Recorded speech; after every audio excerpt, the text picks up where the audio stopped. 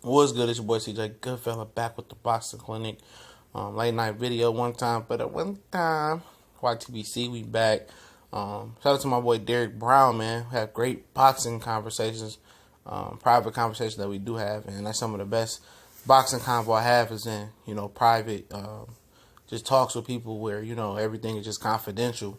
I'm not saying ain't nothing really secret, but, just keeping it funky. I'm pretty sure everybody does have these private combos, and I think that's some of the best boxing therapy you can have. And he asked me just seconds ago that do I think Errol needs to knock out the win in the UK?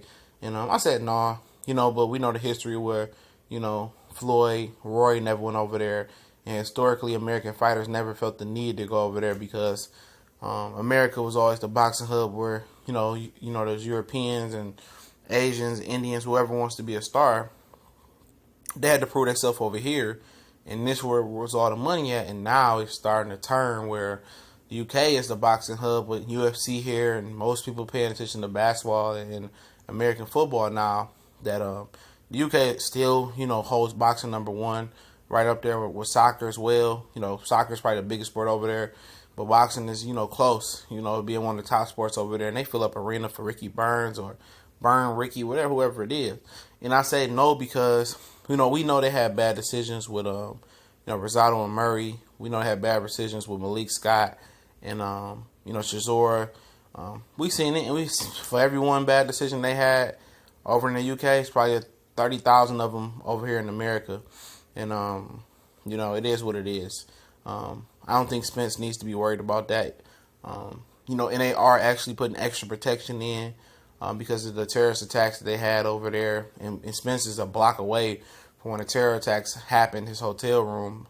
Hopefully everybody's safe. They're going to do a full body pat down and all that good stuff to make sure everybody's protected in there. But, I don't think he needs one. I know Andre Darrell got robbed over there versus Carl Frost in his opinion. But I just don't see it. I don't see him needing to knock out Al and Eddie Hearns are on good, relationship terms.